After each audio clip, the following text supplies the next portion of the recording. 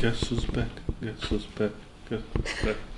Po rikthye në lidhjen demokratike të Kosovës me pompozitet të madh, por në zgjedhjet e shtatëshorit, Vjosa Osmani arriti t'ia shtoj partisë së vjetër të saj vetëm 3458 vota.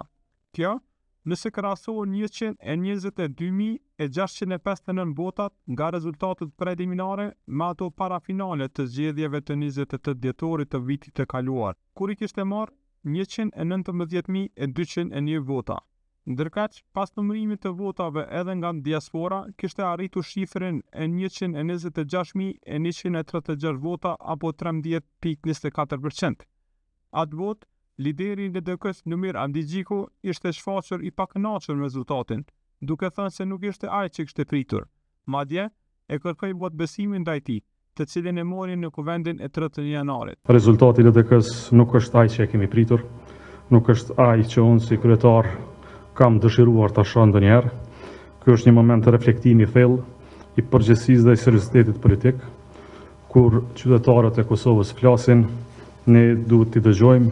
Me vota gati sa të ngjashme, vetëse me përqindje më të lartë për shkak të rënies së trupës elektorale, Amdigjiku tashmë e konsideron rezultatin e zgjedhjeve si sukses të bashkimit me Osmanin. Ky rezultat i sotëm është reflektim i një bashkimi të madh, njerëzor e politik. Është rezultati një fryme të re që e kemi ndërtuar së bashku e Vjosa Osmanin. Është rezultati punës së jashtëzakonshme dhe të palodhshme poshtë strukturave tona, të kryetarëve degëve, aktivistëve, grave, trinjve, kandidatëve tonë, të 110 kandidatëve, komisionerëve vëzhguesve që ruajtën votën dhe mbi të gjitha qytetarëve që donin ndryshim në Kosovë.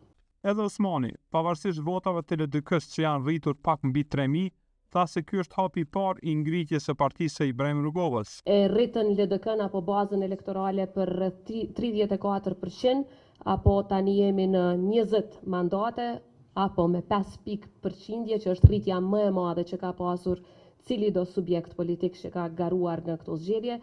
Natyrisht që ky është vetëm hapi i parë drejt ringritjes, por kjo rritje na jep shpresë se jemi në rrugë të drejtë dhe edhe me shumë më shumë punë në terren e afër qytetarëve tonë, besoj që LDK-ja do të vazhdojë të ringritet edhe në muajt e vitit në vijim.